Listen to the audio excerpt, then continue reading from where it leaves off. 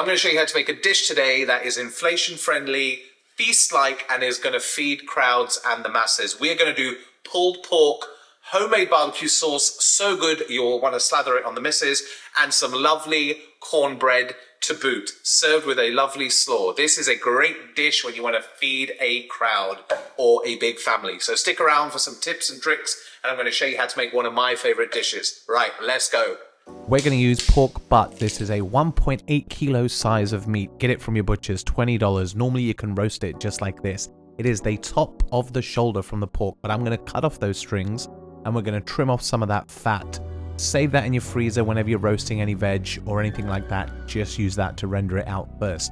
And then what we're going to do is we're going to cut this in half. This is going to speed up the cooking process to make sure that your pork is fork tender. Okay, now set this aside and we're going to make the spice rub.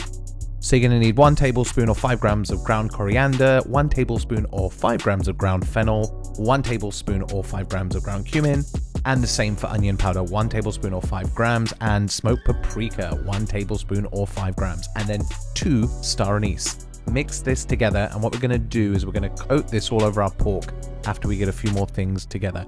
We're going to need a whole head of garlic, so just smash that, peel that, and set that aside. Then we're going to get our pork and we're going to season it with salt and pepper on both sides. Don't over salt it at this stage because we're going to salt it again once it's fully cooked.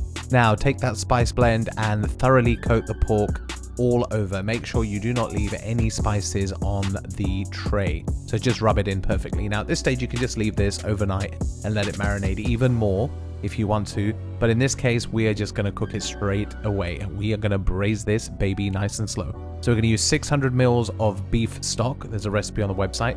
Bring that up to the boil first, otherwise it will never boil when it's in the oven. A little tip there for you. Put your garlic, your pork into a nice Dutch oven or pan, 2 bay leaves, and then we're going to make sure that the stock is boiling, as you can see there. Pour that over and then we're going to put that in the oven to bake. Bake it for about 3 to 4 hours at 325 Fahrenheit or 160 degrees C until it is tender. This went for about 3.5 hours and you can just see how much that is braised. Gently lift that out and put it onto a tray. I can already see how tender this pork is. Unbelievable. Look at that. You can just break it apart with your thumb and you have to try a piece at this stage because it would be rude not to.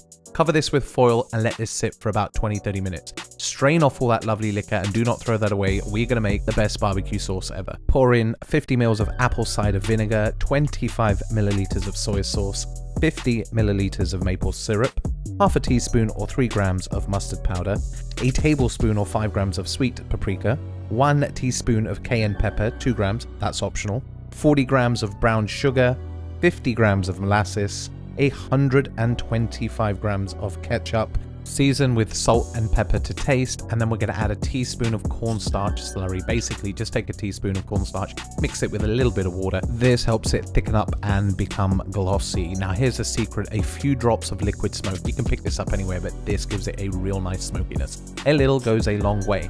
Now, mix this, put this on the stove, and we're going to reduce this by half. You can just see how beautiful this looks. It's reduced nicely, and that is a lovely southern barbecue sauce. God damn delicious. Because this has the beef stock and all the cooking juices from the pork, the flavor from this barbecue sauce is another level. Pour this off into a container, put some cling film on the top so it doesn't get a skin, and we're going to set this aside in the fridge to cool down. Okay, now shred your pork. Just look at how tender this is. This is one of those jobs that when you do it, you can't help but want to taste and eat the whole thing. So try not to. Okay, now go through, you've shredded it nicely, it looks amazing. Cover it with cling film just on the top so it doesn't dry out, and then put another layer of cling film, and we're going to put this in the fridge because we're going to use this later.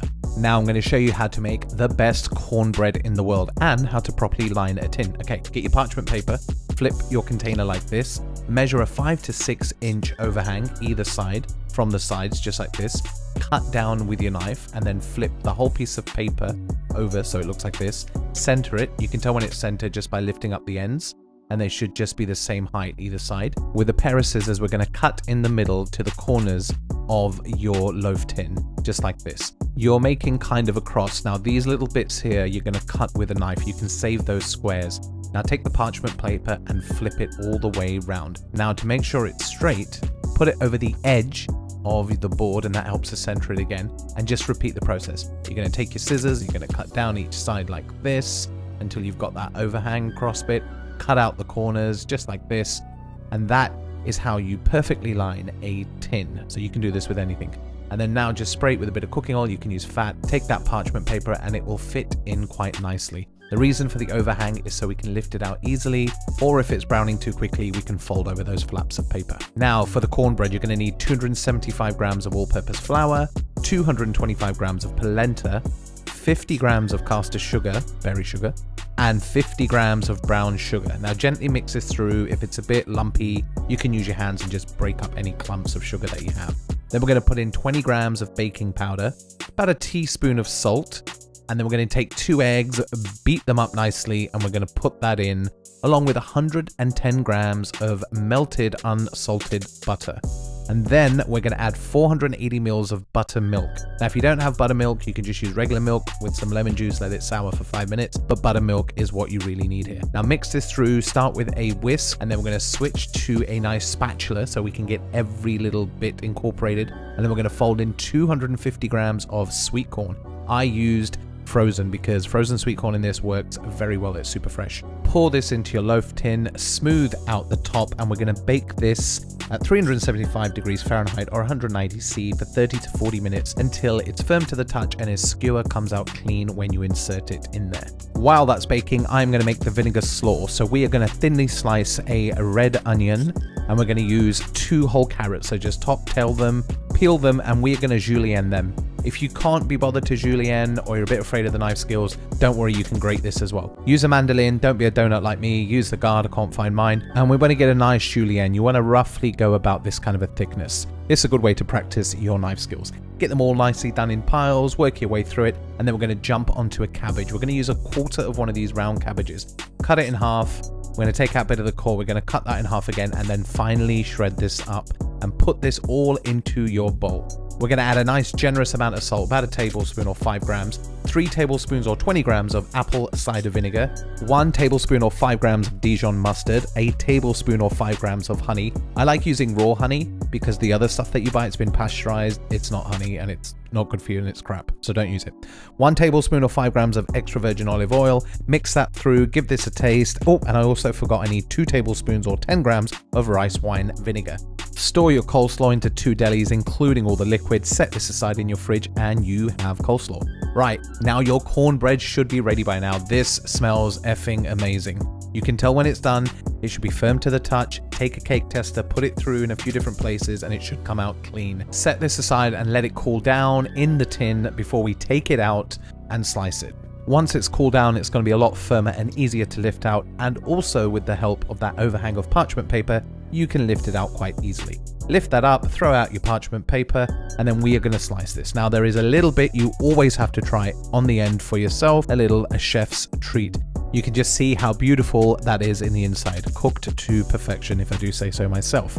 Don't forget to eat that end piece, it is delicious. Right, now you're going to slice off a few slices, have as many as you want. I like to cut off 3, I think that's a good start to get the party going. Don't forget to eat the other half of that slice. And now all you got to do is just warm up your pork. You can just put as much as you want into a pan, a little splash of water, put a lid on it so it steams. This will take a minute or 2 on a kind of low to medium heat. And then we're going to warm up our barbecue sauce. Now you can see how thick and set it is. That is all down to the lovely beef stock that we use and all that gelatin that's in there. Put a little splash of water in this, put it in the microwave for 20-30 seconds. And it will be lovely and reconstituted and glossy and pourable just like this. Just look at that sexy barbecue sauce. Okay, now we're going to season the pork at this stage. Very important because we didn't want to dry it out. Add a little bit of pepper, check the taste, looks good. Back on the stove for about 30 seconds. Should be nice and warm through now. And then we're just going to add a few more spoons of this barbecue sauce into the pork just to get it nice, glossy, sticky, delicious, and a little bit X-rated. And let's plate this all up. Just put a mound of it on the plate. We'll do it family style. Be generous. Then we're going to add some of that lovely coleslaw that we made, the vinegar slaw. Pour over some of that sexy barbecue sauce, and the rest of it we're just going to put in a little ramekin to the side so you can pour some more later. And don't forget about that glorious cornbread. And there you have it, my friends, an inflation-busting feast of a meal. Pulled pork with vinegar slaw, Texas barbecue sauce, and delicious cornbread. Enjoy. And there we have it. Look at this feast. We've got the pulled pork, the slaw. Don't need to go for any fancy presentation. Get it on the plate. Do it family style. Get a bit of pork. Get a nice bit of slaw. but I'm sure that's going to be good. Bit of sauce, and then just dig in.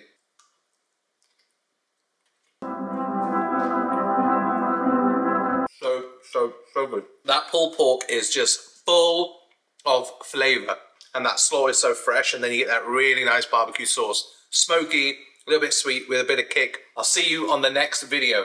Enjoy. Let me know how you go with this recipe. Trust me, you're going to love this one. As always, please like, comment, and subscribe. See you on the next one.